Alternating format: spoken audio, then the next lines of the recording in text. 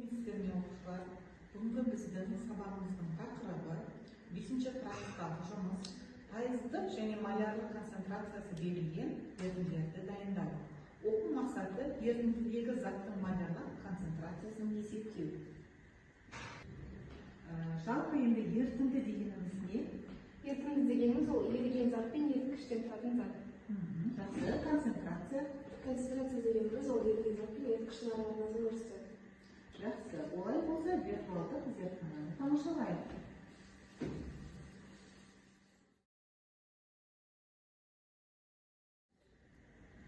Мысал үшін бізге 500 мл мұз қопарасының ерітіндісін дайындау қажет. Яғни ерітіндіні дайындау үшін бізге еріткіш, яғни су қажет. Одан кейін бізге не қажет балалар? Еритін зат, мұз қопарасы. Мұз қопарасын суға қосамыз. Арнайы құрылғы арқылы оның концентрациясын тексереміз. Ерітіндінің концентрациясы нешеге тең? 0,203 грамм. Жақсы. Ал егерде ерітіндіні буландыратын болса, концентрация мәні өзгере ме? Қалай өзгереді? Артады. Концентрациясы артады, иә? Ал егерде біз осы ерітіндімізге су қосатын болса, концентрация мәні кемиді, иә? Тамаша. Жақсы. Практикалық жұмысымызды бастамас бұрын қауіпсіздік техникасына назар аударамыз.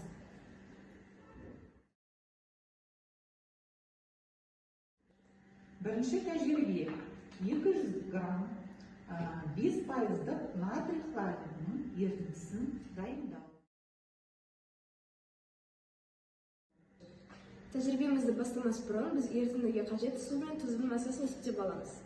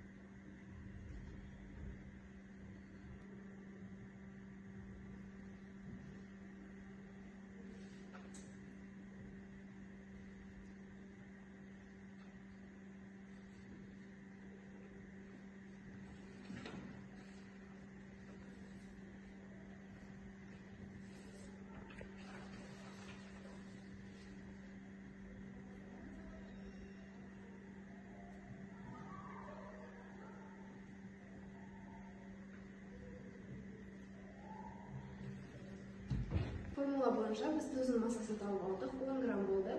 Және тағы да формулаға салып, біз судың массасын тауып алдық, ол 190 грамм болып шықты.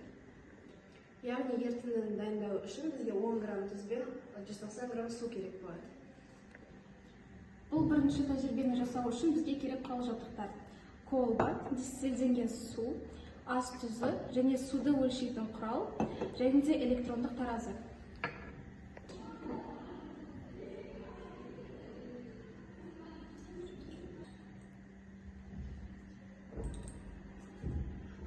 Тұздың массасы 10 грамм болды. Бұл су бізде 190 грамм болды. Және де біз қазір ерітінді жасау үшін бұған 10 грамм тұзды қосамыз.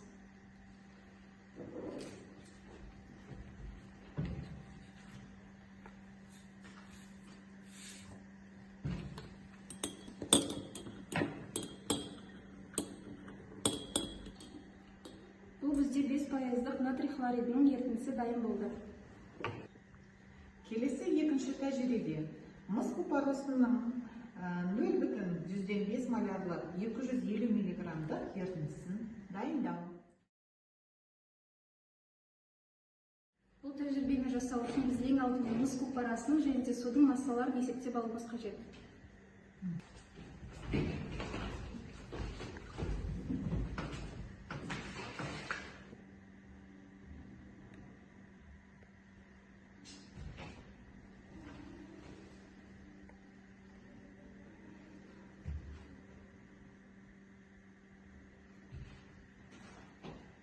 Бұл есепті жүргізбес бұрын ең алдымен біз мұз күлпарасының мольдік массасын таптық, кейін формуламен еріген заттың және де еріткіштің массаларын тауып алдық. Бұл тәжірибе үшін бізге өлшеуіш құрал, колба, дистилденген су, мұз күлпарасы және электронды таразы керек.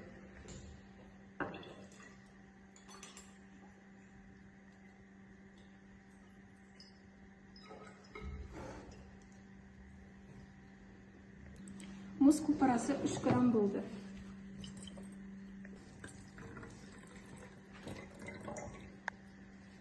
Мынау бізде 247 мл су. Енді біз мұз күлпарасымен суды араластырамыз.